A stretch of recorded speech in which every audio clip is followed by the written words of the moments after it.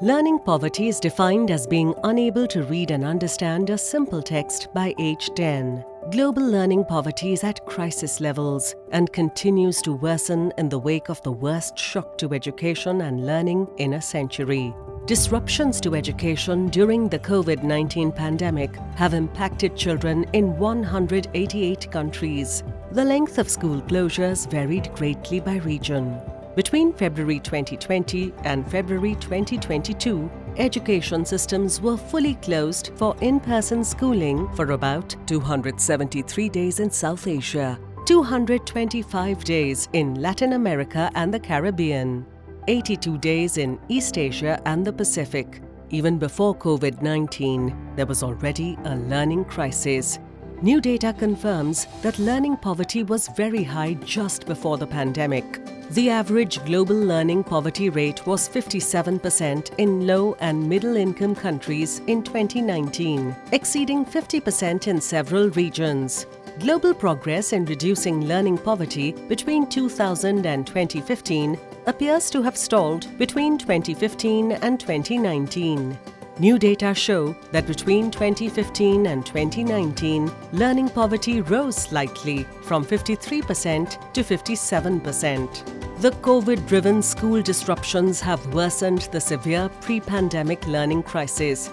Our best estimate is that the global learning poverty rate is now 70%. Especially the largest increases are in the regions where the schools have been closed the longest and education systems were delivering some learning prior to the pandemic: South Asia, Latin America and the Caribbean.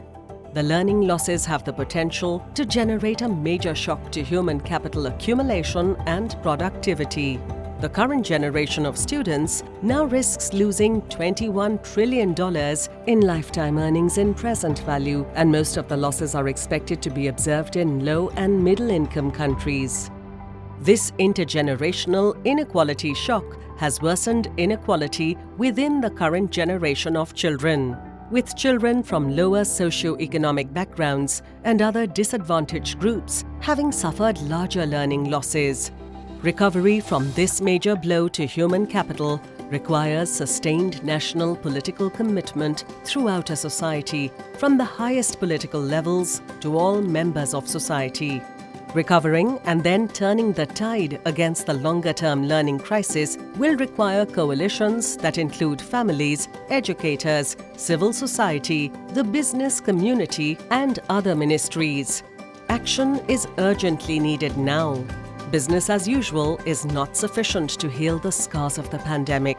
Commitment needs to be further translated into concrete action at the national and sub-national levels.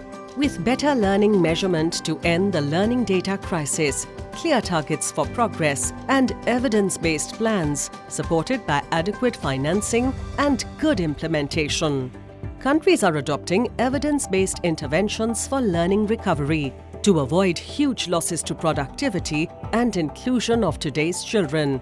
This now needs to happen much more.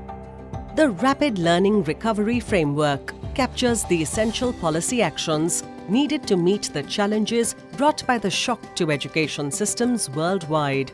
Rapid Framework requires that education systems are reaching and retaining all children in school, assessing learning levels regularly, prioritizing the fundamentals, increasing catch-up learning using proven methods, developing the psychosocial health and well-being of children and teachers. A robust learning recovery program built around the Rapid Framework can help tackle the pre-pandemic learning crisis and ensure inclusive, equitable, and quality education for all children.